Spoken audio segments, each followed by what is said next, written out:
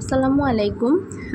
খুলনার মানুষ হিসেবে খুলনার বিখ্যাত চিংড়ি মাছ এবং চুই ঝাল দিয়ে একটা রেসিপি তৈরি করলাম।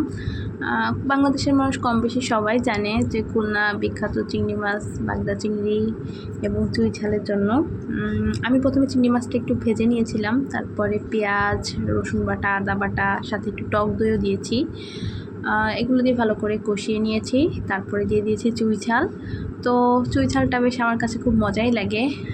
তারপর লবণ, হলুদ, ধনিয়া গুঁড়া, ঝালের গুঁড়া এগুলো দিয়েছি।